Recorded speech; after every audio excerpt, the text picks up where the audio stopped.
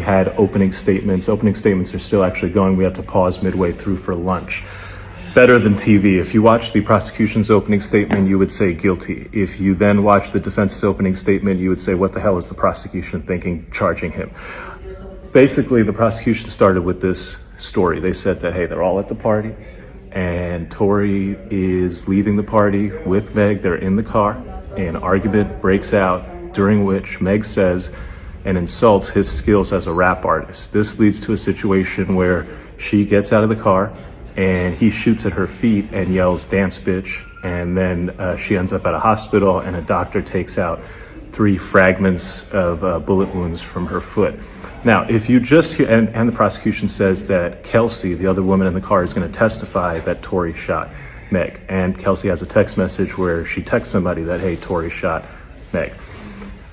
And then the rest of the prosecution's case is based on all these calls and texts where Tory's like, oh, I'm so sorry, oh, I'm so drunk. He never says that I shot him. He's just like, oh, I'm just so sorry, I'm so drunk. So question what he's apologizing for. So that's the prosecution's case. Seems pretty easy. Then the defense comes up, and man, it gets spicy. First, the defense goes, they're not telling you about half of what's going on. The most important thing they're not telling you about an eyewitness who saw 2 women fighting, Kelsey and Meg. And so let's talk about why them 2 are fighting. Let's talk about how she was in the front seat. The gun was caught in the front seat. Let's talk about how she might have gunpowder. She does have gunpowder. Let's talk about how this has nothing to do with the fight between Tory and Meg and everything to do with the fight between Meg and Kelsey. And then the defense starts dropping the bombs.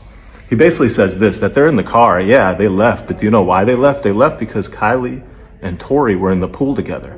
And Kelsey and Meg both felt some type of way about that, to the point that Meg felt really some type of way about that. And she was really trying to go, to the point that eventually, because of how Meg is acting, this is according to the defense, Kylie Jenner goes to Meg Thee Stallion and says, it's time for you to leave.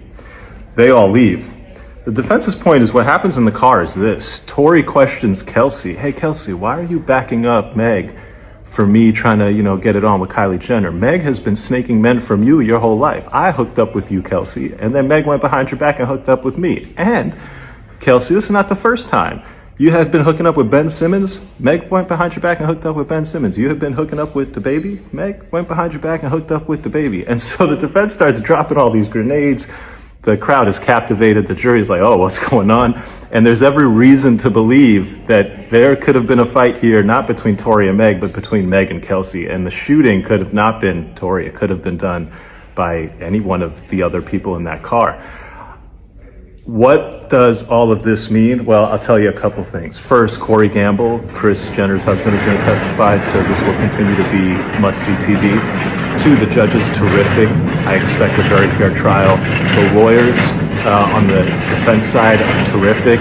I don't know what the government lawyer was doing, giving an opening presentation that made it seem like the most open and shut case ever, when in fact there are huge questions, including an eyewitness who saw 2 women fighting, suggesting that you have to explain that theory to the jury, and you didn't. So I don't love